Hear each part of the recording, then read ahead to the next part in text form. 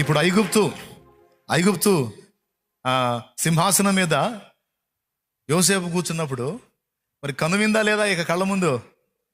యేసు నిలిచాడు నీ ముందు, నీకు చేసేను కనువిందు. మొత్తం వచ్చి సాష్టాంగ పడ్డా. ఎప్పుడు దర్శనం అది? చిన్న బిడ్డగా ఉన్నప్పుడు దర్శనం అది నెరవేరింది. అది కనువిందు కదా. ఈ మొఖాలన్నీ ఎక్కడో చూసినట్టుందే. ఎక్కడో కాదు, వీళ్ళు మనలే.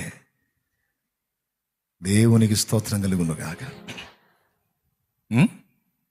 ఇదంతా దేవుని బట్టి చెప్తున్నా. కృంగిపోయావా? నిరాశలోకి వెళ్ళావా? నిరుత్సాహపడ్డావా? మనుషుల మాటలు గాయాలు చేసినాయా?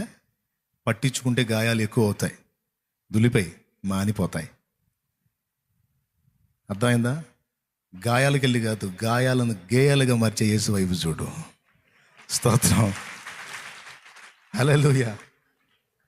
గాయాలన్నీ గేయాలుగా మార్చును నీకు యేసయ్య, సాయమిచ్చి ఆయినిచ్చి కౌగిట దాచును మెస్సయ్య.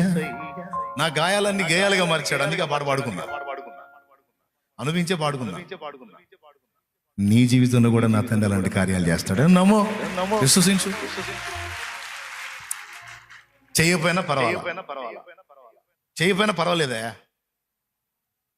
అవసరమైతే ఆ శ్రమలు అలా కంటిన్యూ అయినా అలా అనుభవిస్తా. ఎందుకంటే ఎన్ని బాధలైనా నీ హృదయంలో నా స్థానం నాకుందిగా చాలు.